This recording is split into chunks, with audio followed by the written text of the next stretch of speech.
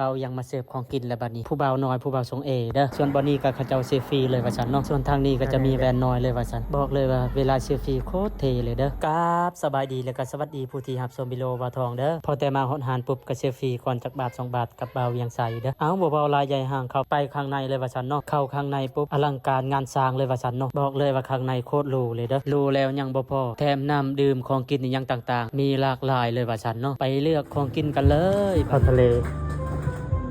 พอทะเลกับ ของทะเลแหละ พอไก่ เอา พอทะเลกับพอไก่ กะเพราทะเลกับปลาเนาะเอาสองอย่างดีกว่า เออ น้ำจะเอาบ่ด้วยบ่ ฮะ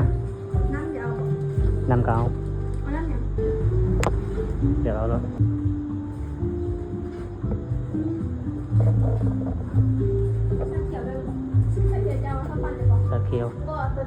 ตัวจอกหนึ่งอ่ะนี่น้องเนี่ยแบบ เอาชาเขียว2จอกเลย เอาปั้นหรือเย็น ปันมาอย่ามากินอยู่ในนี่โอ้ก็ถือว่าอลังการเลยเด้อ นี่ ฮะ เอาองค์ละเลย จ่ายเงินก่อนป่ะต้องได้จ่ายเงินก่อนมาฉันเนาะเดี๋ยวรอทาก่อนแป๊บ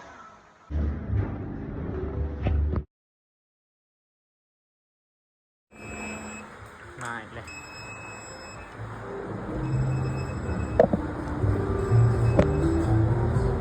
กะเพราทะเลเอาไป กะเพราทะเลแล้วก่อนเพิ่นว่าเนาะส่วนกะเพราไก่รอทาอีกแป๊บเดียวเนาะถ้าแล้วจังน้อยเครื่องนี้ก็จะเตือนอีกครั้งหนึ่งเนาะส่วนตอนนี้เอาไปกะเพราทะเลก่อนว่าซั่นเนาะไปเลยยกเอาไปบนโต๊ะของเบาทองเลยเด้อนี่ส่วนเบาเวียงไสก็นั่งรอทาหันแล้วร้านของเบาทองเด้อนี่เรานั่งรอทาบนโต๊ะเลยเรียบร้อยส่วนชาเขียวก็มาก่อนเลยเด้อ2จอกส่วนเบาทองกับร้านเบาทองก็นั่งรอทากะเพราไก่ก่อนว่าซั่นเนาะดื่มชาเขียวรอทาก่อนและก็ชมวิวข้างนอกเลยว่าซั่นส่วนข้างนอกก็ฝนตกเลยเด้อบอกเลยว่าโคตรเย็นชุดชื่นเลยเด้อและแล้วก็แจ้งเตือนว่ากะเพราไก่เสร็จสิ้นเป็นที่เรียบร้อยแล้วเด้อร้านเบาทองก็วิ่งไปเอาเลยว่าซั่นเนาะนี่เป็นอะไรหน้าตาน่าทานอยู่บ่ทุกคนมาเด้อแซ่บๆน้ำเบาทองกับเบาเวียงไสเด้อส่วนร้านเบาทองก็เอกแน่จักหน่อยหลังจากนั้นก็จัดเป็นที่เรียบร้อยแล้วเนาะเอาบ่เว้าลายใหญ่ห้างว่าซั่นเนาะมาแซ่บๆน้ำเบาทองกับเบาเวียงไสเด้อต้องขออนุญาตขยายวิดีโอให้มันไวเด้อเดี๋ยววิดีโอสิยาวเนาะส่วนร้านเบาทองก็กินโคตรแซ่บเลยว่าซั่นเนาะส่วนเบาทองก็คือการจัดไปเต็มอิ่มเลยว่าซั่นส่วนอิ่มแล้วเรียบร้อยก็พากันดื่มน้ำเลยดื่มน้ำแล้วเรียบร้อยก็บายบายว่าซั่นเนาะเบาทองกับร้านเบาทองก็สิพาไปเซลฟี่เลยข้างนอกเลยว่าซั่นเนาะไปเซลฟี่ข้างนอกกันเลยว่าซั่นเนาะรถที่ภายนอกสีแดงแทงใจปาดรถที่ยกวัยรุ่น90เห็นบ่นี่เอาเบาเวียงจับกองให้นะนี่จับกองให้เบาทองเอาคลิปนี้ก็ฝากไปถึง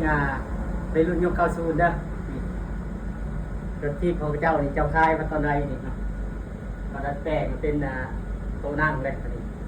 โอ้ตัวนี้แม่นบ่โอ้คือบางทีได้ด้วยนี่เด้แต่ว่าดัดแปลงเอาไปตั้งเลยสมาร์ทเซลฟี่ได้เลยเด้อแม่นวัยรุ่นยก90คายเท่าไหร่นี่เนาะใครทางเจ้าเลยเนาะนี่ทักเวลา